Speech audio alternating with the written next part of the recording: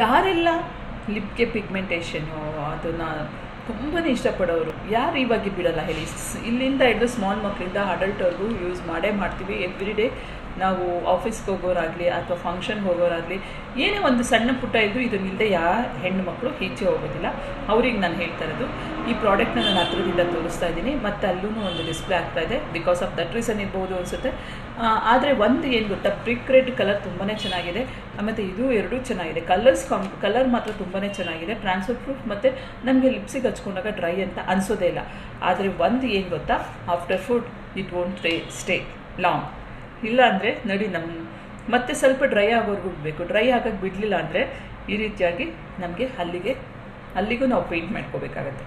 So ಲಿಪ್ಪಿಗೆ paint ಮಾಡ್ಕೊಳ್ಳೋದಲ್ಲದೆ ಇದ್ರೂ ಅಲ್ಲಿಗೆ ಪೇಂಟ್ಮೆಂಟ್ ಮಾಡ್ಕೊಳ್ಬೇಕಾಗತ್ತೆ. ನೋಡಿ, ಲಾಂಗ್ ಸ್ಟೇ ಇಲ್ಲ ಅಂತ ಹೇಳಿದ್ರೆ ಅದು ಹೊಟ್ಟೋಗ್ಬಿಟ್ರೆ ನಮ್ಮ ಮುಖ ಮೊದಲೇ ಈ ಥರ ಅದಕ್ಕೆ ನಾ ಹೇಳೋದು ನೋಡ್ಕೊಂಡು ಯೂಸ್ ಮಾಡಿ ಅಂತ. ಇದು product is very good actually. ನನ್ನದು ಬ್ರ್ಯಾಂಡ್ ಪ್ರಮೋಷನ್ ಆಗಲಿ ಅಥವಾ ಇದು ಯಾವುದೇ ಪ್ರಮೋಷನ್ ಅಲ್ಲ, ಇದು ನನ್ನ ರಿವ್ಯೂ, ನನ್ನ ಇದು ಹೇಳ್ತಾ ಇರೋದು ನಿಮಗೆ. ಲಾಂಗ್ ಸ್ಟೇ ಮಾತ್ರ ಇಲ್ಲ, ಟ್ರಾನ್ಸ್ಫರ್ ಪ್ರೂಫ್ ಇದೆ, ಮತ್ತು ಡ್ರೈನೆಸ್ ಅಂತ ಅನಿಸೋದಿಲ್ಲ, ಚೆನ್ನಾಗಿ ಕಾಣಿಸುತ್ತೆ ಮುಖಕ್ಕೆ. ಕಲರ್ ಬ್ರಿಕ್ ರೆಡ್ ಮಾತ್ರ ತುಂಬಾ ಚೆನ್ನಾಗಿದೆ, ಅಮೇಝಿಂಗ್ ಆಗಿದೆ ಅಂತ ಹೇಳ್ತೀನಿ ನಾನು.